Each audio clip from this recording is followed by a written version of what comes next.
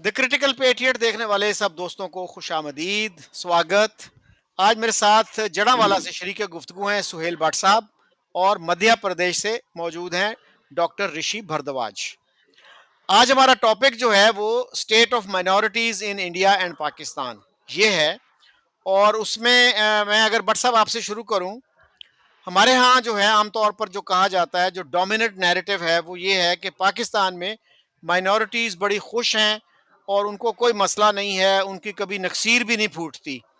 और सदीकुल फारूक साहब ने एक दफ़ा कहा था, वो मियाँ नवाज शरीफ के साथियों में से थे और एक दफ़ा वो इवैक्यूई प्रॉपर्टी ट्रस्ट के चेयरमैन भी रहे।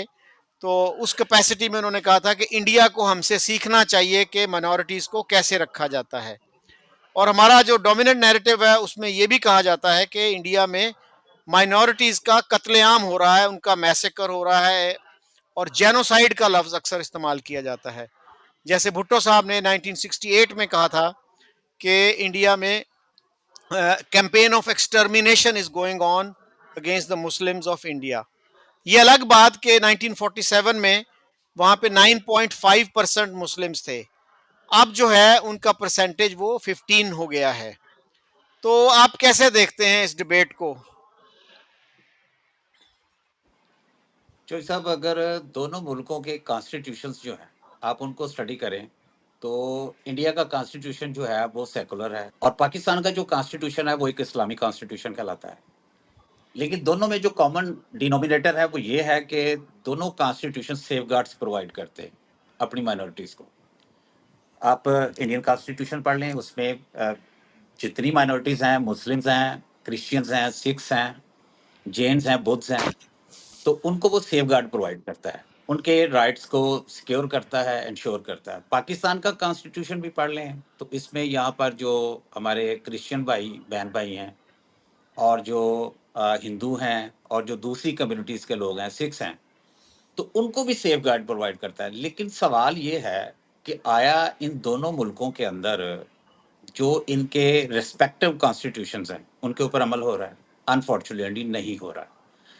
जो जहाँ तक सरहद के इस पार पाकिस्तान का ताल्लुक है, तो यहाँ पर माइनॉरिटीज़ के हवाले से जो जिन्ना का विज़न था, मेरी ज़ाती राय में उसके ऊपर इम्प्लीमेंटेशन नहीं हो सकी। उसकी वजह ये है कि जिन्ना की रैलत के बाद कॉन्स्टिट्यूशन जो हमारा था उसका एक तो प्रोसेस बहुत डिलेड हो गया, दूसरा हमने एक्सपेरिमेंट्स बहुत किए और 1973 का जो कॉन्स्टिट्यूशन है, जो उसकी ओरिजिनल स्पिरिट थी और उसमें जितने सेफगार्ड्स रखे गए थे माइनॉरिटीज़ के लिए, अगरचे वो भी सैटिस्फैक्टरी नहीं थे। लेकिन उसमें बाद में जो अमेंडमेंट्स होती रही with the passage of time, Bhutto साहब के दौर में हुई, आपके इल्म में है, और उसके बाद ज़िया साहब का दौर आ जाता है, उसमें अमेंडमेंट्स होती रहीं और उसके बाद भी ये सिलसिला चलता रहा। तो उसमें जो ओरिजिनल स्पिरिट थी सेफगार्ड्स की, वो भी बहुत ज़्यादा उसको डिस्टॉर्शन मिली। वो काफ़ी ज़्यादा सिचुएशन जो थी वो बाद में ख़राब होती गई और जहाँ-जहाँ पे इम्प्लीमेंटेशन की बात आती रही, जो हमारे माइनॉरिटीज़ हैं उनके राइट्स के हवाले से, उनकी लिबर्टीज़ के हवाले से, फ्रीडम्स के हवाले से, उस पे भी कॉन्स्टिट्यूशन की स्पिरिट के मुताबिक मैं ज़ाती तौर पर समझता हूँ अमल नहीं किया जाता रहा। मिसाल के तौर पर सिंध से आपको पता है कि मुसलसल ये खबरें आती हैं कि वहाँ पर जो हमारी हिंदू बहनें हैं, उनकी फ़ोर्स्ड जो कन्वर्शन्स हैं वो हो रही हैं। उनकी ज़बरदस्ती की शादियाँ भी होती हैं। 2-3 बड़े कैरेक्टर्स हैं, मियाँ मिट्ठू साहब एक हैं, उनका भी नाम आता है। तो इस हवाले से जो पाकिस्तान से बाहर जो पाकिस्तान का इमेज आता है, वो बहुत ज़्यादा मैं ज़ाती तौर पर समझता हूँ कि अफ़ेक्टेड होता है। इसी तरह से क्रिश्चियंस के हवाले से ऐसे लातादाद वाक़यात हैं जो हैं वो जमा हो गए हैं। पाकिस्तान में अभी मैं सिर्फ़ पाकिस्तान की बात कर रहा हूँ, मैं इंडिया की बात नहीं करता। मैं उम्मीद करूँगा कि डॉक्टर साहब जब इंडिया के कॉन्स्टिट्यूशन पर, उसकी इम्प्लीमेंटेशन पर, वहाँ जो सिचुएशन है, उस पे रोशनी ज़रूर डालेंगे। लेकिन फ़िलहाल तो मैं अपना गिरेबान जो है वो चाक करके देखने की कोशिश कर रहा हूँ कि हम कहाँ पे खड़े हैं।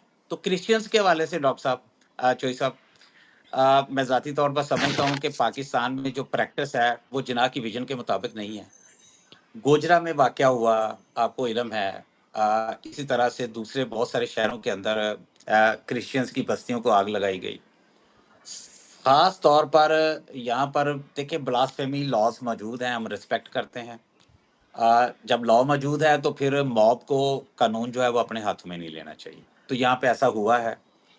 और दूसरा जो ब्लास्फेमी लॉज़ हैं, उनको लोगों ने अपने ज़ाती मुफ़ाद के लिए भी इस्तेमाल करने की कोशिश की है, जो कि उससे भी बड़ा गुनाह है, मैं ज़ाती तौर पर समझता हूँ। ये नहीं होना चाहिए। और इस हवाले से फिर जो क्रिश्चियन कम्युनिटी है, बहुत ज़्यादा उस हवाले से कंप्लेंट्स मौजूद हैं। खुद मेरा अपना शहर जड़ावाला, जहाँ से मैं बिलॉन्ग करता हूँ। आपको याद होगा 2 साल हो गए हैं गालबन इस वाक़ये को। तो यहाँ पर ब्लास्फेमी का एक वाक़या हुआ, वो जेन्युइन वाक़या था, 2 क्रिश्चियन भाई थे, एक लड़की उसमें इन्वॉल्व थी। चोई साहब आज मैंने सारा पता किया, दोबारा से इसको ताज़ा किया और उनका आपस में झगड़ा था और उन्होंने एक-दूसरे को नुकसान पहुँचाने के लिए कुरान पाक जो थी उसकी बेहुरमती कर दी। और उसके बाद फिर जो वायलेंस शुरू हुआ, मैं उसका आई विटनेस हूँ। लोग जो हैं वो मुश्तर हो गए। और कुछ जो हमारे उलमाए कराम थे, उनका जो अ, रवैया था वो इंतहाई इर्रेस्पॉन्सिबल था। फिर कुछ मस्जिद से एक मौज़िन थे, उन्होंने गैर ज़िम्मेदारी का सबूत देकर तो वहाँ से उन्होंने ऐलान भी कर दिया। और फिर मेरे अपने घर के अंदर जो क्रिश्चियन खातून काम करती थीं, जब मैं सुबह उठा हूँ, थोड़ा लेट उठा था, तो वो काफ़ी घबराई हुई थी। तो जब मैं बाहर एक्सरसाइज़ करने के लिए सेन में आया, तो मैंने उससे पूछा कि, "क्या हुआ है? तुम क्यों इतनी घबराई हुई हो?" तो उसने कहा, "भाईजान शहर में बहुत इस वक़्त दंगे-फ़साद हो रहे हैं और आप मालूम करें अपने दोस्तों को फ़ोन करके, ईसाइयों की बस्तियाँ, उनके घरों को आग लगाई जा रही है, हमारे चर्चों को जलाया जा रहा है।" हुँ, तो फिर मैंने जब फ़ोन किया, कुछ मेरे साथी दोस्त थे, मैंने ऑफ़िस भी फ़ोन किया, उन्होंने कहा, "सर आप ऑफ़िस ना आएँ, गाड़ी भी ना निकालें, क्योंकि यहाँ पर हालात बहुत ख़राब हैं और पुलिस के कंट्रोल से बाहर हो गए।" तो चोई साहब वो ज़ाती तौर पर मैं जब दोपहर को गया हूँ, तो उसमें मंदिरों को भी सॉरी जो चर्चेज़ थे हमारे क्रिश्चियंस भाइयों के, वो काफ़ी नुकसान पहुँचा। अब हमारे मुसलमान भाई ये सोचते नहीं हैं कि वो जो कुछ करने के लिए जा रहे हैं, वो इटसेल्फ एक ब्लास्फेमी है। आपको कुरान भी मना करता है इन चीज़ों से, इस्लाम भी मना करता है कि आप दूसरे के मज़हब का एहतराम आप पर लाज़िम है।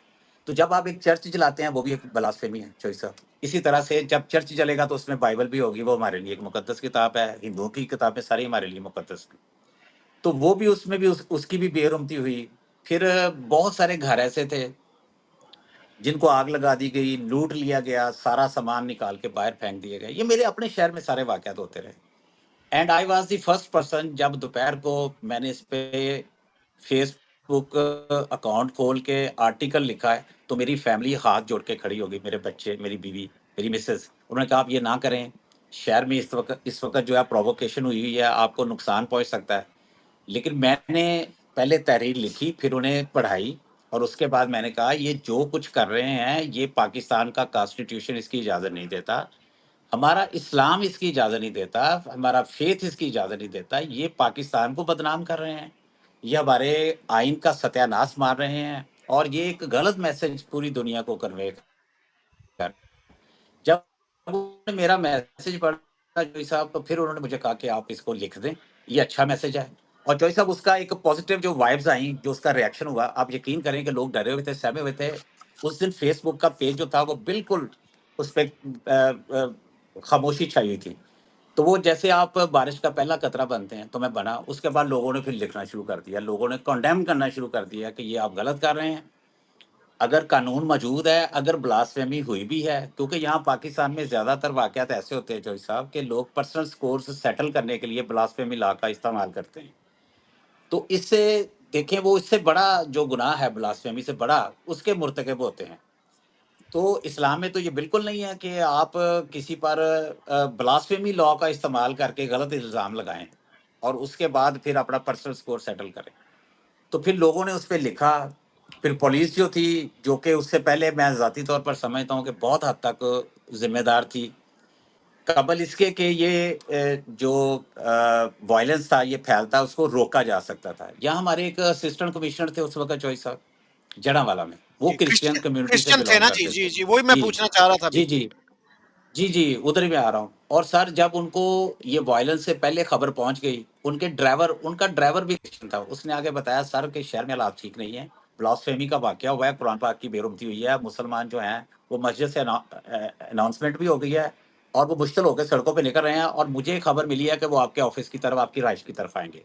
तो फिर उसने वो जो असिस्टेंट कमिश्नर साहब थे, उन्होंने फिर प्रिकॉशनरी मेजर लेते हुए चौधरी साहब, तो वो रिहाइश अपनी छोड़ दी।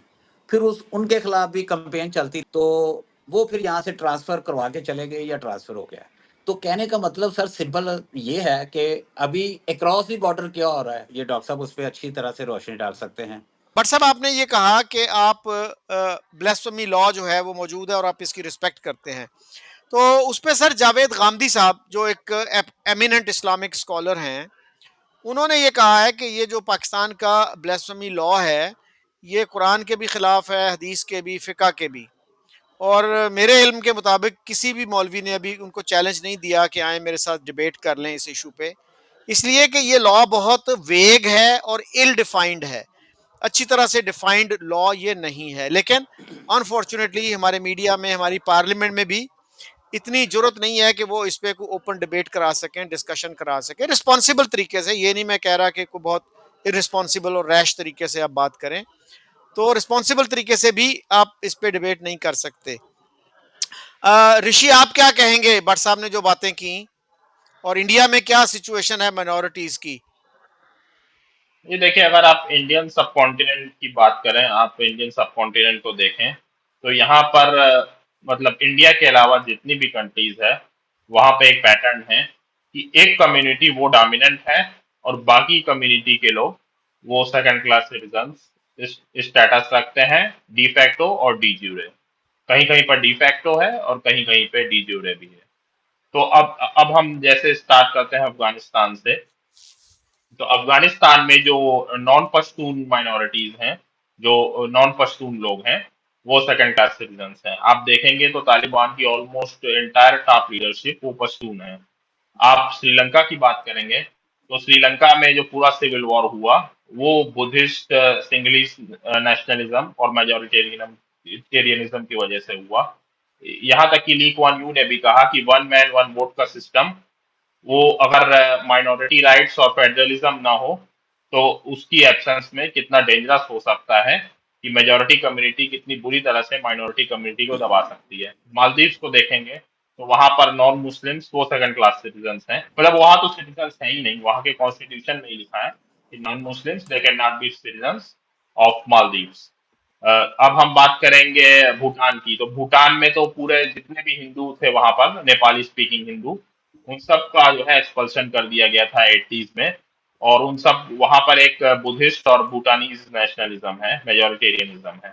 आप बात करेंगे बांग्लादेश की, तो वहां पर देखेंगे कि आप हिंदू पॉपुलेशन लगातार जो है घटती जा रही है। इवन 1971 के बाद भी वहां पर हिंदू पॉपुलेशन कम होती जा रही है और कुछ स्टडीज के अकॉर्डिंग इस सेंचुरी के मिडिल तक वहां पर शायद ही कोई भी हिंदू बचेगा, इतने सारे हिंदूज वहां से इंडिया माइग्रेट कर रहे हैं।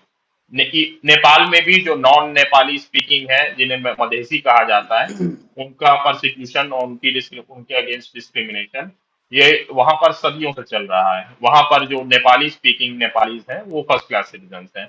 अब पाकिस्तान की बात करते हैं, तो पाकिस्तान में जो नॉन मुस्लिम्स हैं वो सेकंड क्लास सिटीजन है। इवन ये तो कॉन्स्टिट्यूशन तक में इंश्राइंड है कि Islam is the state religion, कि मतलब बाकी रिलीजन्स हैं उनको स्टेट, वो स्टेट रिलीजन नहीं है।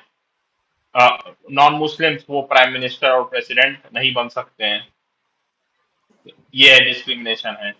और जो डिस्क्रिमिनेशन होती है कि आप देख ही सकते हैं कि वहां पर जो नॉन सुन्नी कम्युनिटीज हैं, जैसे मसलन के शियाज हैं, वहां पर 47 से लेके अभी तक 30,000 से ज्यादा शियाज का कत्ल किया जा चुका है पाकिस्तान में। तो ये दिखाता है कि लाइक वहां पर किस हद तक एक मुस्लिम मेजोरिटेरियनिज्म और एक सुन्नी मेजोरिटेरियनिज्म है पाकिस्तान में। वहां पर हिंदूज के क्या हालात हैं कि मतलब एक तो पहली बात, हिंदू वहां बचे ही नहीं इंटीरियर सिंध, जो रूरल सिंध के अलावा। और रूरल सिंध में भी हिंदू हिंदुओं को किस तरह से उनकी बच्चियों को उठा उठा के उनको जो है कन्वर्ट किया जाता है, जबरदस्ती उनकी जबरदस्ती शादी कराई जाती है। तो ये एक परसिक्यूशन है जिसकी कभी कोई सुनवाई नहीं होती। मुश्किल से अब गिने चुने मंदिर पाकिस्तान में बचे हैं। 92 में बाबरी मस्जिद गिराने के बाद पाकिस्तान में 100 से ज्यादा मंदिर गिराए गए। और उसमें इवन जो रूलिंग पार्टी के मेंबर्स उस टाइम जो थे वो तक शामिल थे, पुलिस के सामने गिराए गए। पुलिस कई कई इंस्टेंसेस में तो पुलिस ने भी मदद की, पर वो किसी भी मतलब कोई अकाउंटेबिलिटी नहीं हुई, और वो कोई भी मंदिर को रेनोवेट फिर से नहीं किया गया। तो आप सिंध के अलावा वहां पर शायद ही आपको कहीं भी कोई भी हिंदू दिखे। मतलब ये सिचुएशन है कि वहां पर कोई अगर हिंदू दिख जाता है लाहौर या रावलपिंडी के एरिया में, तो वहां पर लोग ताज्जुब करते हैं, वहां पर बोलते हैं कि लाइफ में हम फर्स्ट टाइम हिंदू हिंदू देख रहे हैं। तो ये पाकिस्तान में एक लाइक मुस्लिम मेजोरिटेरियनिज्म है कि वहां पर non Muslims are second class citizen. अब हम बात करते हैं इंडिया की। अब इंडिया में कहाँ कहाँ पर इंडिया में एक्चुअली सिचुएशन है वो अपोजिट है।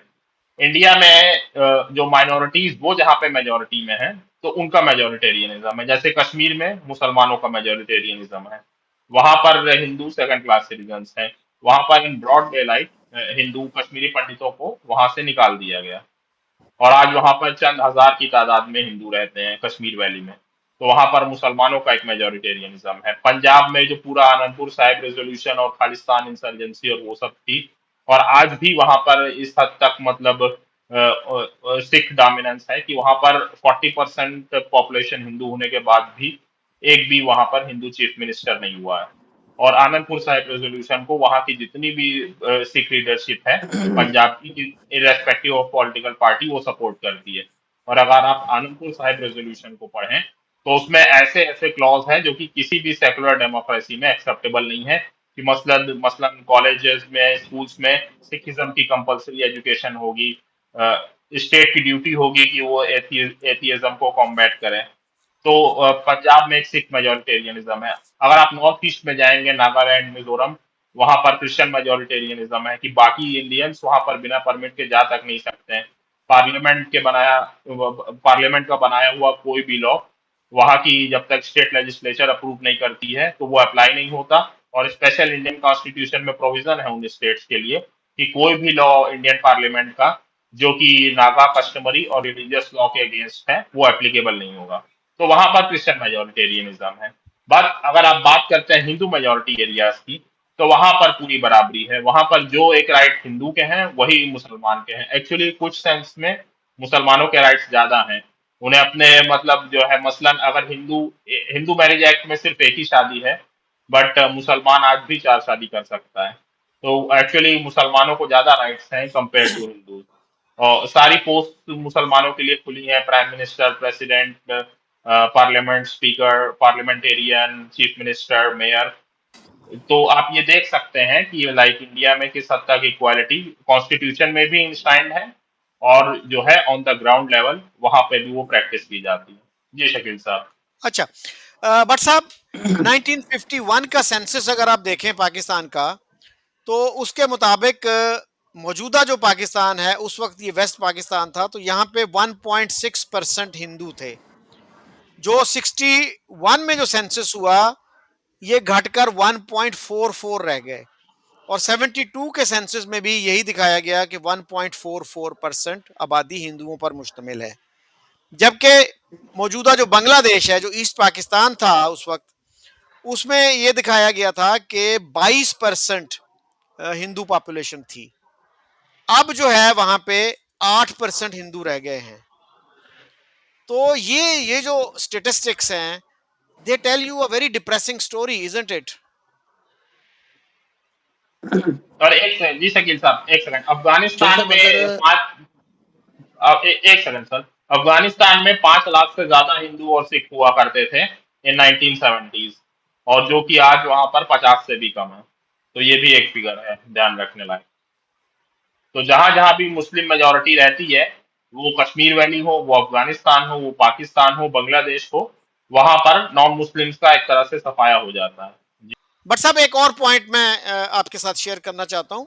हमारे पहले जो लॉ मिनिस्टर थे जोगिंदर नाथ मंडल, आज पाकिस्तानियों की अक्सरियत को उनका नाम भी नहीं आता होगा, कुछ के वो उनको ये पता हो कि उन्होंने रिजाइन क्यों किया था और वो पाकिस्तान छोड़ के क्यों चले गए थे 1950 में। तो उन्होंने अपने लेटर ऑफ रेजिग्नेशन में जो लिखा है ना, वो ये लिखा है कि ईस्ट पाकिस्तान में 1950 के शुरू में बड़े पैमाने पे फसादात हुए थे, बल्कि वन साइडेड ही थे। 10,000 के करीब वो कहते हैं कि हिंदू मारे गए थे उनमें। और पाकिस्तान में किसी टेक्स्ट बुक में उसका आपको जी टेक्स्ट बुक क्या किसी भी हिस्ट्री बुक में भी शायद ही कहीं जिक्र मिले। तो उन्होंने कहा कि मैं बेबसी में कुछ ना कर सका, इतना बेबस था फेडरल मिनिस्टर होते हुए भी।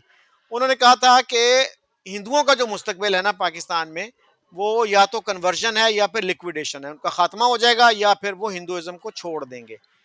तो जी आप कुछ कहना चाह रहे हैं ऋषि? जी, उन्होंने ये भी कहा था कि Pakistan is a cursed land for the Hindus. But साहब प्लीज। दोनों जो कम्युनिटीज हैं, इन्होंने नफरत बहुत ज्यादा पाल ली है, बड़े नुकसान करवा लिए हैं सर। अब तो सरहद पार से सर उधर से नफरत के शोले जो है वो भड़कते रहते हैं सर, धमकियां मिलती हैं सर। किसी वक्त में वहां से मीठी मीठी सुरें आती थी, धुनें आती थी। अब सर हम पर मजाइल बरसाए जाते हैं, बम ये बरसाए जाते हैं ये सर। हम ना हट रहे हमें हैं थोड़ा सा नलिया मौजू। भेंट करने की हाँ, धमकियां दी जाती हैं सर। बट साहब हम हट रहे हैं थोड़ा मौजू पे, हम माइनॉरिटीज के इशू नहीं पे हटता रहे। सर मैं, जी नहीं हटे थे सर, हम नहीं हटेंगे। जी जी सर हम नहीं हटेंगे। डॉक्टर साहब आप जरा मुझे बोलने का मौका दीजिए प्लीज, आपको जी पूरा मौका दिया है, बाद में भी देंगे। डॉक्टर साहब अगर आप चौधरी साहब मुझसे पूछें तो मेरा जाती ख्याल ये है, और जहां तक मैं जिन्ना साहब को मैंने पढ़ा है और उनकी विजन का मुताला किया है, उसके मुताबिक तो बंगाल और पंजाब की पार्टी थी, ये बहुत बड़ी ज्यादती हुई सर। यहाँ पे जो हमारे हिंदू भाई थे, जो सिख कम्युनिटी थी, वो सबको इधर हमारे ही हिस्से में रहना चाहिए था सर। उसकी वजह ये थी कि पाकिस्तान के अंदर अगर एक बड़ी तादाद के अंदर जो हिंदू कम्युनिटी के लोग हैं और जो सिख कम्युनिटी है, वो अगर यहाँ पे रह जाती तो शायद हम आज उस एक्सट्रीमिज्म की तरफ ना गए होते जहाँ पहुँच के हम आज खड़े हो गए हैं। और उसी एक्सट्रीमिज्म की मैं बात कर रहा हूँ जिसकी तरफ हमारा जो हमसाए हैं वो जाने पर तुले हुए हैं, और उसी तरह से अपने आप को, अपने लिए वो तबाही का रास्ता का इंतखाब कर रहे हैं जो कि हमने किया। इन्हें हमें देखकर सबक सीखना चाहिए सर। और जो रास्ता हमने लिया, मैंने इससे पहले भी प्रोग्रामों में कहा, उन्हें लेने से एतराज़ करना चाहिए। डॉक्टर साहब ने बड़ा अच्छा तज्जिया फरमाया। साउथ ईस्ट एशिया के तकरीबन तमाम ममालिक के अंदर जो मेजोरिटेरियन रूल है उस पर बात की इन्होंने। बड़ी इंसाइटफुल चीज़ें थी, नॉलेज भी मिला हमें सीखने का। लेकिन थोड़ा जब ये हिंदू मेजोरिटेरियन की तरफ आए तो थोड़ा इन्होंने एक ख़ास चश्मा मैंने फ़ील किया लगाया हुआ है। तो वो बात पूरी तरह जो हमारे सामीन हैं उनके नॉलेज में ये पूरी बातें नहीं लेकर आए सर। जब आप हिंदुस्तान के अंदर बात करते हैं माइनॉरिटीज़ की, मैंने पहले बात की, कॉन्स्टिट्यूशन आपका एक बात कर रहा है और उसकी इम्प्लीमेंटेशन ज़रा गौर करें सर। सर 92 के अंदर देखें, बाबरी मस्जिद को यहाँ पे शहीद किया गया, उसके बाद दंगे फसादा शुरू हो गए। हजारों मुसलमानों को सारे इन्होंने चुन चुन के मारा है। कितनी सैकड़ों औरतों की इन्होंने इज्तमाही ज्यादतियां की हैं उनके साथ साथ।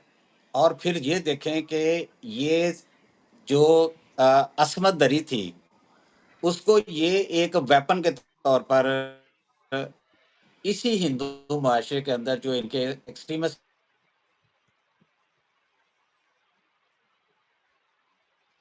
जी, शकील साहब। गोधरा का जी वाकया हुआ, इससे पहले ही हम डिस्कस करते। सर नहीं प्लीज, सर नहीं प्लीज, डॉक्टर साहब नहीं। वो वाकया हुआ, उस वाक्य को जवाब बनाकर सर इन्होंने पुलिस को ओके, उसको आप फ्री अपनी हैंड दे दिया कंप्लीट करिए सर, बात। उसकी लगामें खोल दी। जी। और सर उसके बाद वहाँ पे मुसलमानों का कत्लेआम किया गया, उन्हें बेघर किया गया, हजारों की तादाद में। औरतों की इज्तमाही आबरूरेजियां की गई सर। और वहाँ पे इज्तमाही कब्रें सर आज भी दरियाफ्त होती हैं। और वो इतना भयानक और कर्मनाक वाकया था कि मोदी साहब का एक बड़े अरसे तक अमेरिका के अंदर दाखिला जो है ममनू रखा है। ये इनकी माइनॉरिटीज़ का सर ट्रीटमेंट है। उड़ीसा में चले जाएं सर, उड़ीसा में वहाँ पर क्रिश्चियन कम्युनिटी के साथ इनसे पूछे इन्होंने क्या किया है। सर हजारों की तादाद में क्रिश्चियंस के घर जलाए गए, सैकड़ों की तादाद में उनका कत्लेआम किया गया। चोई साहब आपको याद होगा, वो एक पादरी थे ऑस्ट्रेलियन, नाम मुझे थोड़ा स्लिप हो रहा है, 2 बेटों समेत सर वहां पर ये जिंदा जला दिए गए।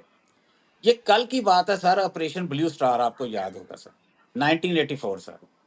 और इन्होंने जो हमारे सिख भाई हैं उनका जो सेक्रेट प्लेस है सर मजहबी, अमृतसर के अंदर, इन्होंने वहां पे सर कितना खौफनाक ऑपरेशन किया। और उस ऑपरेशन के नाम पर तो वहाँ उनका जो बेहुरमती की सर, उनकी मज़हबी इबादत का सबसे ज़्यादा जो है, वहाँ पे ऑपरेशन किया और उनका जो तालाब था मुक़द्दस सर, वो सिखों के खून से इन्होंने सुर्ख़ कर दिया। उसके बाद सर मैं किस-किस वाक़ये की तरफ आपकी तवज्जो दिलाऊँ? सर प्रॉब्लम पता क्या है चौधरी साहब, प्रॉब्लम ये है कि अभी कश्मीर की बात भी आप कर सकते हैं। यहाँ पर इनकी जो ट्रीटमेंट है माइनॉरिटीज़ के हवाले से, आप देखें सर, इंडिया के अंदर मैं एग्ज़ैजरेट नहीं कर रहा हूँ। कश्मीर के अंदर सर सेपरेशन की मूवमेंट चल रही है। मशरकी पंजाब के अंदर चल रही है सर। असम के अंदर आपको सारा सारा डॉक्यूमेंटेड है सर, हर चीज़ जो है, वहाँ क्या हुआ है। नागपुर नागपुर जो है वहाँ क्या होता रहा है सर। इवन आप इधर सर दक्कन की तरफ आ जाएँ, वो तमिलनाडु, वहाँ पर सारी सारी मूवमेंट्स चलती रही हैं। अभी भी सर वहाँ पे सारी डिस्टर्बेंस है। प्रॉब्लम ये नहीं है सर, मैं यहाँ बायस नहीं होना चाहता। प्रॉब्लम दोनों तरफ मौजूद है सरहद के। हम सर देखें, मैं कहूँ जी कि मेरा गिरेबान साफ है और आप पर सारा मैं इल्ज़ाम लगा दूँ और आपके ऊपर, ये बिल्कुल गलत होगा। सर दोनों तरफ मसाइल जो हैं वो मौजूद हैं। दोनों तरफ की जो मेजॉरिटी है वो माइनॉरिटी से खौफज़दा है सर। और उन्हें ये डर और खौफ लायक है कि पता नहीं अगर इनको थोड़ी मज़हबी आज़ादी दे दी गई, इनको सियासी इनके हकूक़ मान लिए गए, तो पता नहीं ये हमारे ऊपर हावी हो जाएँगे। पाकिस्तान के अंदर सर हमने हमेशा बात उठाई है कि मेरिटोक्रेसी होनी चाहिए सर, चोई साहब। मेरिटोक्रेसी का मतलब ये है कि माइनॉरिटीज़ को पूरे हकूक़ हासिल होने चाहिए, उनको आज़ादियाँ होनी चाहिए। मैं सर उस वक़्त तरक्की कर सकूँगा, मैं उस वक़्त आगे बढ़ने की मेरे अंदर उमंग और तहरीक पैदा होगी कि अगर एक माइनॉरिटी का जो मेरा कॉम्पिटिटर है सर, वो मुझसे अच्छा परफ़ॉर्म कर रहा होगा, तो इससे मैं उसको देखकर उससे आगे निकलने की कोशिश करूँगा। अगर हम उन्हें दबा कर रखेंगे, ख्वाह ये इंडिया है या पाकिस्तान है, तो सर हमारा मुआशरा जो है वो आगे बढ़ने की जो तहरीक है, वो खो देगा सर। ये दोनों मुआशरे जो हैं वो सीखने के लिए तैयार नहीं हैं। दोनों मुआशरों के अंदर ये प्रॉब्लम मौजूद है कि वो अपनी माइनॉरिटीज़ को कॉन्स्टिट्यूशनली लीगली तो ये राइट देते हैं, लेकिन सर जब प्रैक्टिस करने की बारी आती है तो दोनों तरफ जो है वो तासब और का मुज़ाहरा किया जाता है और वो पूरा नहीं करते। अब देखिए सर, सिर्फ़ इंडिया के अंदर मुसलमानों की बात कर लें, इस वक़्त सर हिजाब के नाम पर आप देखें क्या मुसलमान बच्चियों के साथ डिस्क्रिमिनेशन नहीं होती है वहाँ पर। इन्होंने वो जो वो क्या एक इन्होंने स्लोगन बनाया हुआ है सर उसका, जिहाद, लव जिहाद का। तो उसको बुनियाद बनाकर सर मुसलमान लड़कों के साथ, बच्चों के साथ ये क्या करते हैं, गौ माता जो है, वो गौ रक्षा जो है, जो कॉ प्रोटेक्शन है, उसका नाम लेकर सर क्या वहाँ पे मॉब लिंचिंग नहीं होती? डॉक्टर साहब जो हैं इन्होंने कौन-सा चश्मा लगाया हुआ है जिसके पीछे से ये सारे वाक़यात इनको वहाँ पे नज़र नहीं आते? तो मेरी ख़्वाहिश थी कि जब मैं अपने गिरेबान में झाँक रहा हूँ और जहाँ यहाँ पर सरहद के इस तरफ जो है वो इतनी ख़ामियाँ हैं जो हैं, उनको इतराफ़ करें सर। जब आप इतराफ़ नहीं करेंगे, स्टेट ऑफ डिनायल में जाएँगे, उनको मानने से इनकार करेंगे, तो आप इस्लाह का अमल कैसे शुरू करेंगे? हमारे यहाँ भी इधर यही प्रॉब्लम है सर। आप किसी यहाँ जमात इस्लामी के बंदे को बुला लें, वो आपको बोलने नहीं देगा। वो कभी भी नहीं ये मानेगा कि इस माशरे के अंदर ये मसाइल मौजूद हैं। वो आपके अंदर से कीड़े निकालेगा। वो इंडिया में घुस के जाके बताएगा जी मोदी साहब ये कर रहे हैं, वहाँ आरएसएस ये कर रही है, शिव सेना जो है माज़ी में ये करती रही है, बजरंग दल ने ये किया। और हिंदू विश्व हिंदू परिषद जो है वो ये करती रही है। अच्छा वो ये नहीं बताएगा कि इधर पाकिस्तान के अंदर, तो मैं ये एक्सपेक्ट करता हूँ कि ये जो चौधरी साहब का फोरम है, इस पे आके हमें खुले दिल के साथ सर इतराफ़ करना चाहिए अपनी खामियों का। खुले दिल के साथ उन्हें बयान करना चाहिए। डॉक्टर साहब जब हम आप एक-दूसरे को बताएँगे कि देखें यार, आप भट्ट साहब हमारे यहाँ इधर ये मसाइल हैं। आपके यहाँ उधर ये मसाइल है। हम अपने-अपनी जगह पर इनके बारे में अवेयरनेस क्रिएट करें। इनके लिए हम स्ट्रगल करें, तहरीक चलाएँ। तो सर फिर उसके बाद हम अपनी रियासतों को, अपने मुआशरों को मजबूर करेंगे। उनको इस्लाह के अमल की तरफ लेकर आएँगे। उन्हें दलील से, इस्तेदलाल से समझाना शुरू करेंगे कि ये गलत है, ये जो रास्ते हमने लिए हुए हैं ये गलत है। इनको हम छोड़ दें। और मोहब्बत का, अमन का, भाईचारे का जो रास्ता है और वो जो कहते हैं ना पीसफुल कोएग्जिस्टेंस का, वो अडॉप्ट करें। हुँ। हमारे जो मसाइल हैं डॉक्टर साहब, आपके इल्म में है कि 84 करोड़ जो लोग हैं आपके मुल्क में, वो स्टेट की सब्सिडी के ऊपर चल रहे हैं। और हमारे यहाँ तो ये हाल है कि हमारे यहाँ तो बेनजीर इनकम सपोर्ट के अलावा तो IMF हमें इजाजत नहीं देती कि आप जनाब कोई सब्सिडी दें। हमारे पास तो इतने पैसे भी नहीं है कि हम सब्सिडी दें, और आपकी स्टेट जो है वो 84 करोड़ लोगों को सब्सिडी देती है। तो सर, कब तक आप उन्हें भिखारी बनाकर रखेंगे? एक छोटा सा मिडिल क्लास आपने भी पैदा कर लिया, हमारी तो मिडिल क्लास बेचारी वो भी नहीं रही चौधरी साहब। हमारी जी मिडिल क्लास जो है वो इस वक्त पॉवर्टी लाइन को छू रही है। 40% से ज्यादा लोग जो हैं पाकिस्तान में, सुन लें डॉक्टर साहब, वो पॉवर्टी लाइन को छू रहे हैं इस वक्त। 44% लोगों को यहाँ न्यूट्रिशन नहीं मिल रही है पूरी। 2.5 करोड़ बच्चे पाकिस्तान में एक सेकंड स्कूल जाने के लायक बाहर हैं। वहां भी कोई किसानों की हालत कोई इतनी अच्छी नहीं है, वहां की लेबर क्लास की भी हालत अच्छी नहीं है। जब जी आपकी स्टेट खुद तस्लीम कर रही है कि वहां पर जनाब हम 840 मिलियन लोगों को सब्सिडाइज करते हैं, तो कब तक सर हम ये दोनों रियासतों को ये स्पेस देते रहेंगे, यहाँ की दोनों की अशराफिया को ये स्पेस देते रहेंगे कि वो दोनों जानब के जो अवाम हैं उनको रिलीजियस एक्सट्रीमिज्म पे लगा के तो फिर अपने वो उल्लू सीधे करते रहें। छोटी सी अशराफिया है दोनों तरफ, तो वो अपने मफादात को सिक्योर करने के लिए नफरतें पैदा करती है। मुसलमान के साथ आप नफरत करेंगे तो आपको वोट मिलेगा। आप मुझे बताएं कि इस वक्त 14.5% से ज़्यादा आपकी मुसलमानों की पॉपुलेशन है इंडिया के अंदर। तो मुझे बताएं कि एडमिनिस्ट्रेशन में कभी आपके 3 से 4% से ज़्यादा लोग जो हैं एडमिनिस्ट्रेशन में उनको नौकरियां मिली हैं? आपकी पार्लियामेंट के अंदर 2 से 4% लोगों को कभी ज़्यादा जी, अब नुमाइंदगी मिली है? बहुत सारे सर, एक पॉइंट्स और सेकंड, हैं, मुझे मुझे रिस्पॉन्ड बात करना फिनिश पड़ेगा। करने दें सर। बात आप बात तकरीर फिनिश, मत करिए, सर आप बात तकरीर फिनिश मत करने दें, करिए, आप सर एक थॉट मिनट बात में फिनिश बात करने रखिए। दें। चौधरी साहब, इनसे ये पूछें कि इनकी जो फौज है उनके उनके अंदर ये मुसलमानों को नुमाइंदगी क्यों नहीं देते? इनको किस बात का डर है मुसलमानों के साथ कि फौज में आकर क्या कर लेंगे? तो ये एतराफ करें ना कि अगर जी इनको मुसलमानों के ऊपर एतमाद नहीं है, इन्होंने अपनी इन्हीं हरकतों की वजह से टू नेशन थ्योरी जो है वो बनवाई, उसके बाद एक अलग मुल्क बनवाया। और ये भूल रहे हैं कि जब पार्टीशन हुई है उस वक्त हम वहां पे 3.5 करोड़ मुसलमान छोड़ के आए थे। इस वक्त वहां पे 20 करोड़ मुसलमान हो चुके हैं। और अगर मोदी साहब ने और इनकी स्टेट ने ये रवैया तब्दील ना किया, तो आप मेरी बात लिख लें, मैं पिछले प्रोग्रामों में भी कह चुका हूं, अगर इन्होंने ये रवैया ना तब्दील किया तो एक और टू नेशन थ्योरी जो है वो स्टिल सर्वाइव करती है, लाइव है। ये फिर अपने लिए मसाइल पैदा कर लेंगे। तो इनको चाहिए लाभ जहाद के नारे छोड़ दें, इनको चाहिए हिजाब के ऊपर मुसलमान बच्चियों से डिस्क्रिमिनेशन ना करें। जी कश्मीर के अंदर जो जी इन्होंने वहां पर जुल्म का बाजार गर्म किया हुआ है उसको खत्म करें। और इनके वजीर आजम जो मोदी हैं, वो उन्हें मैं आज भी डिमांड करता हूं कि गुजरात के अंदर जो उन्होंने मुसलमानों के साथ किया था उसकी आके पब्लिकली माफी मांगे। जी जी सर।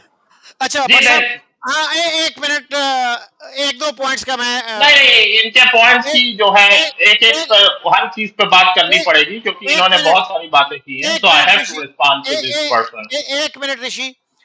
एक तो जो पॉइंट भट्ट साहब आपने रखा ना, पहला जो पॉइंट था कि जिन्ना साहब जो हैं वो अपोज कर रहे थे पंजाब की पार्टीशन को और बंगाल की पार्टीशन को, वो मेरे ख्याल में नहीं आपने चाहते कहा थे। हाँ आपने कहा वो बहुत बड़ी ज्यादती थी। मेरे ख्याल में जिन्ना साहब की ये जो पोजीशन थी ना, ये बिल्कुल बेउसूली पर मबनी थी। इट वाज टोटली जवाब दूंगा। अनप्रिंसिपल्ड। जी आप दीजिएगा अपनी बारी पे। This was totally unprincipled position. एक तरफ आप टू नेशन थ्योरी का नारा लगाते हैं, आप ये कहते हैं हिंदू और मुसलमान इतने डिफरेंट हैं वो इकट्ठे नहीं रह सकते। ठीक है जी, मान लिया। तो आप एक तरफ तो 3.5 करोड़ मुसलमान जिनको चौधरी खलीकुज्जमान ने 4 करोड़ लिखा है अपनी किताब में, उनको वहां पे छोड़ के आ गए। टू नेशन थ्योरी को अगर आपने सीरियसली लिया होता तो आपने प्लान बनाया होता कि ये एक एक बंदा जो है ये पाकिस्तान जाएगा, क्योंकि हम नहीं हिंदुओं के साथ रह नहीं सकते, हमारी सिविलाइजेशन और है, हमारा खाना और है, हमारी हर चीज मुख्तलिफ है, इनसे हमारा गुजारा नहीं है। दूसरी तरफ पंजाब में 45% के करीब नॉन मुस्लिम्स थे, बंगाल में इससे भी ज्यादा थे। एक तरफ आप टू नेशन थ्योरी कह रहे हैं और ये दिन रात ये कह रहे हैं कि हिंदू और मुसलमान इकट्ठे रह नहीं सकते। यहां पे क्या है, बिल्कुल आपने कलाबाजी खाई। नहीं नहीं नहीं नहीं, पंजाब जो है इसको ना डिवाइड करना, माउंट बैटन से कहा जिन्ना साहब ने मई में, इसको ना डिवाइड करना। एक पंजाबी पहले पंजाबी होता है, उसके बाद हिंदू या सिख या मुसलमान होता है। इसी तरह एक बंगाली पहले बंगाली होता है, उसके बाद हिंदू या मुसलमान होता है। टू नेशन थ्योरी को तो आपने सत्यानाश कर दिया इसका यहाँ पे। फिर माउंट बैटन ने कहा, जना साहब आपने तो मुझे बड़ा अच्छा आर्गुमेंट दे दिया इंडिया को यूनाइटेड रखने का। इसी तरह से एक इंडियन भी पहले इंडियन होता है, उसके बाद हिंदू या मुसलमान होता है। तो ये तो टोटली अनप्रिंसिपल्ड पोजीशन थी जिसको आप कह रहे हैं बहुत बड़ी ज्यादती थी। और ये मतलब क्या हिंदुओं की जिम्मेदारी थी कि पाकिस्तान एक मॉडरेट मुल्क बने और हम जो है यहीं पे रहते रहें? आप हिंदुओं के तहत नहीं रहना चाहते, उनको अपने अंडर रखना चाहते हो। मुसलमान कितने थे 47 में? 23%, 24%, 25%। वो जो है 75 के साथ नहीं रहना चाहते। यहां पे आप 45% को 48% को अपने अंडर रखना चाहते हैं। जी ऋषि, आप जवाब दीजिएगा ब्रीफली। जी बाद में जवाब जी देंगे। जी जी, इनको मैं रिस्पॉन्ड करता हूँ इनके एक एक पॉइंट पर। इन्होंने कहा कि जो है पंजाब और बंगाल का पार्टीशन वो नहीं चाहते थे, बट हिंदू क्यों रहे शरीयत ड्रिवन स्टेट में? जहां का कानून शरीयत हो वहां पर कोई हिंदू क्यों रहेगा, कोई सिख क्यों रहेगा जो है शरीयत गवर्न स्टेट में? सिखों का तो मतलब सिख रिलीजन तो बना ही मुगलों से लड़ने के लिए था। जो औरंगजेब से उनकी जो लड़ाइयाँ चली हैं, जो अहमद शाह अब्दाली से उनकी जंगें हुई हैं, तो सिखों की तो हिस्टोरिकल एनिमिटी है मुगल्स के साथ एंड स्पेशली औरंगजेब के साथ, जिसे सबसे ग्रेटेस्ट मुस्को कॉल्ड ग्रेटेस्ट मुस्लिम रूलर कहा जाता है साउथ एशिया में। पहली पॉइंट। दूसरा पॉइंट इन्होंने जिक्र किया ऑपरेशन ब्लू स्टार का। ऑपरेशन ब्लू स्टार में टेररिस्ट जो है वो छुपे हुए थे वहां पर अकाल तख्त में, गोल्डन टेम्पल में। वहां से वो अपनी टेररिस्ट कैंपेन चला रहे थे। सैकड़ों लोगों के कत्ल हो रहे थे पूरे पंजाब में। पंजाब के लॉ एंड ऑर्डर सिचुएशन खराब हो चुकी थी। तो वो इंडियन आर्मी का एक लेजिटिमेट ऑपरेशन था और वो हमारा राइट था कि हम गए वहां पर और हमने वहां से टेररिस्ट को हटाया। पहला पॉइंट। दूसरा पॉइंट इन्होंने बात की उड़ीसा में जो मिशनरी ग्राहम स्टेन्स को जिंदा जलाया गया था। तो जिस शख्स ने ये वारदात की थी उस शख्स को उम्र कैद की सजा हुई। सुप्रीम कोर्ट से उस शख्स को उम्र कैद की सजा हुई। तीसरा पॉइंट इन्होंने उठाया गुजरात में फसादात का। वो अनफॉर्चुनेट थे, बट वहां पे इस ट्रिगर पॉइंट क्या था? वहां पर जो गुजरात में जो ट्रेन में कार सेवकों को जिंदा जलाया गया और जो दंगे हुए उसमें कितने लोग मारे गए थे? मैक्सिमम 1200 लोग, टोटल 1200 लोग, जिसमें 250 से ज्यादा जो है वो हिंदू थे। 1000 से भी कम मुसलमान गुजरात में मारे गए थे। वो भी अनफॉर्चुनेट था, बट मैं इनको जो है सच्चाई बता रहा हूँ। फिर इन्होंने बात की कश्मीर की। कश्मीर में जो पाकिस्तान स्पॉन्सर्ड जो आतंकवादी थे, टेररिस्ट थे, उन्होंने जो कत्लेआम किया है, जो वहां पर हिंदुओं का कत्ल किया है, आज भी जो पहलगाम में इस साल जो कत्ल हुआ, जो वहां पर सिखों का कत्ल किया है टेररिस्ट ने, पाक स्पॉन्सर्ड टेररिस्ट ने, जो वहां पर औरतों का रेप किया है पाक स्पॉन्सर्ड टेररिस्ट ने, जो वहां पर कश्मीरी पंडित का एक्सोडस हुआ है, तो उसके रिस्पॉन्स में आर्मी जो है वो करेगी वहां पर एक्ट, पुलिस वहां पर एक्ट करेगी। जहां पे लॉ एंड ऑर्डर की प्रॉब्लम होगी, army and police will respond. तो ये बात सबको कान खोल के सुन लेनी चाहिए। अब इनकी जो है ये जो बात कर रहे हैं कि नागपुर में तहरीक चल रही है, आज तक मैंने नहीं सुना कि नागपुर में कोई तहरीक चल रही है। इन्होंने बात की तमिलनाडु में कोई तहरीक चल रही है। इनकी इंफॉर्मेशन के लिए मैं बता दूं कि तमिलनाडु में 60s में जो है वो तहरीक अन्ना दुरई ने गिव अप कर दी थी और ये लॉजिक दे के गिव अप की थी कि लाइक जो लोग हैं वो United India is much better than a separate Tamil Nadu. जो सेपरेट तमिलनाडु है वो बहुत ही छोटा स्टेट होगा और उसकी पावर और सॉवरेंटी बहुत ही कम होगी। United India is much better for Tamils and for all of us.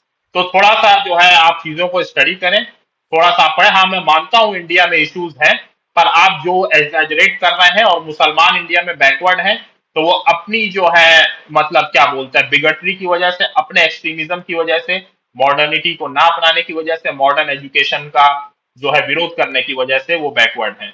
क्योंकि जो ये जो मुसलमान जो ये मुल्ले मौलवीज के जो गिरफ्त में है कि इनके लिए हर चीज हराम है, इनके लिए बैंक में जॉब करना भी हराम है, इनके लिए डेमोक्रेसी भी हराम है, इनके लिए सेकुलरिज्म भी हराम है, इनके लिए इंडियन कॉन्स्टिट्यूशन भी हराम है।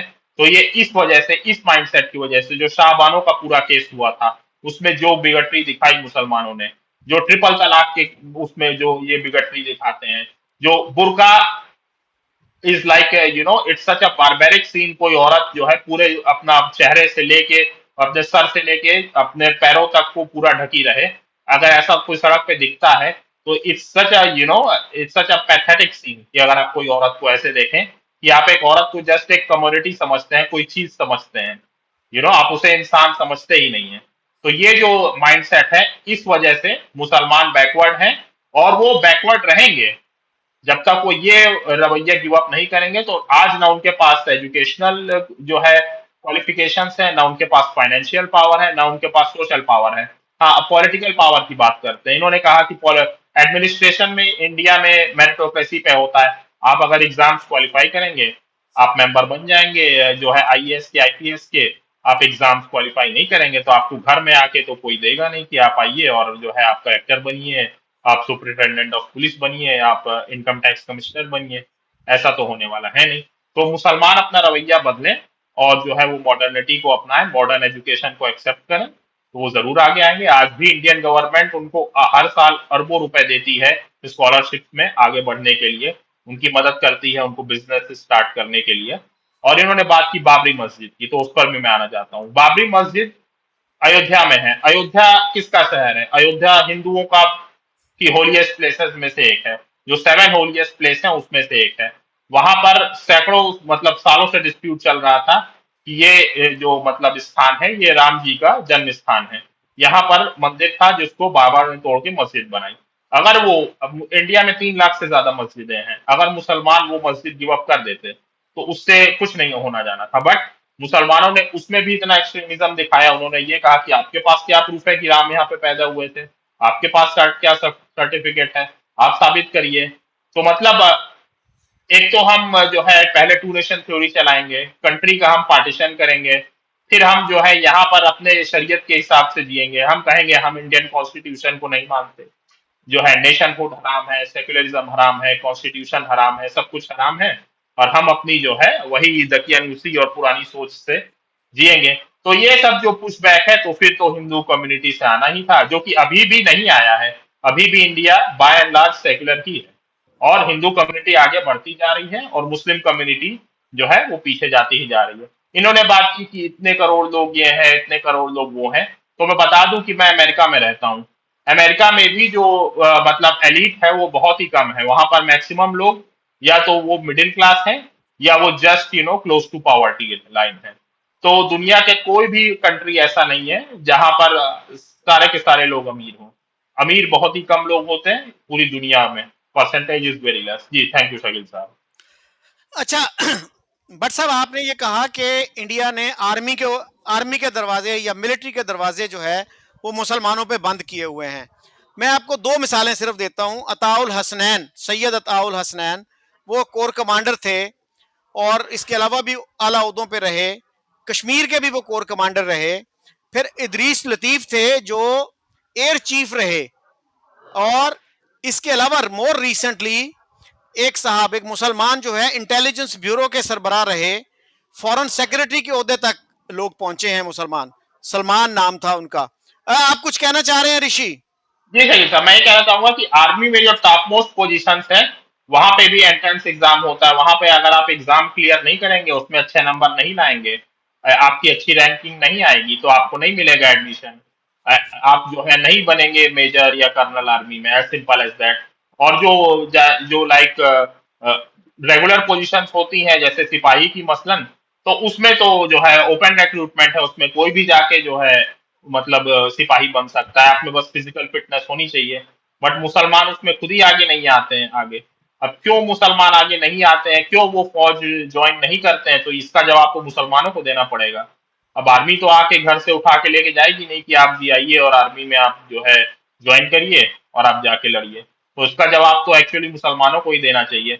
और इन्होंने बात की एक्चुअली जेनोसाइड की और कत्लेआम की। तो इसमें तो खैर पाकिस्तान को कोई सानी है ही नहीं कि 1971 में जो कत्लेआम किया बांग्लादेश में, उस टाइम ईस्ट पाकिस्तान था। जो वहां पर हिंदुओं का कत्लेआम हुआ कि 30 लाख करीब हिंदू, मतलब 30 लाख लोग मारे गए थे अकॉर्डिंग टू एस्टिमेट, और जिसमें 80% हिंदू थे। तो करीब 20 से 25 लाख हिंदुओं का कत्ल हुआ। 2 से 4 लाख औरतों का रेप किया पाकिस्तान ने, ईस्ट पाकिस्तान में, बांग्लादेश में।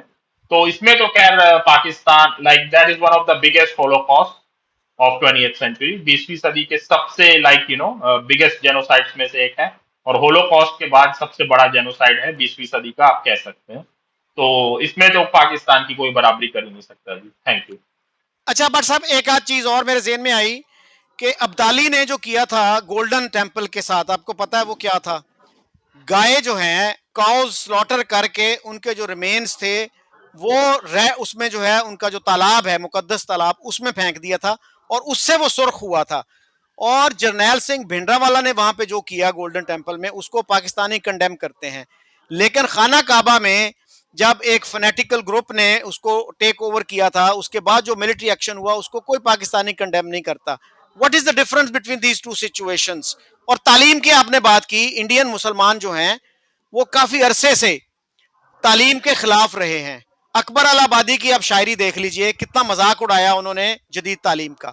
इवन इकबाल की शायरी देख लीजिए, वो क्या कहते हैं, हमें तो ये था कि जी तालीम से खुशहाली आएगी, फरागत आएगी, ये तो इल्हाद भी चला आया है इसके साथ। तो मुसलमानों को एक डीप सीटेड इनसिक्योरिटी है मॉडर्न एजुकेशन से, तो इस वजह से जो है मुसलमान पीछे हैं। और फिर भी इंडियन मुसलमानों में जो लिटरेसी रेट है पाकिस्तान के मुसलमानों से ज्यादा है, ये भी आप फैक्ट चेक कर लीजिएगा।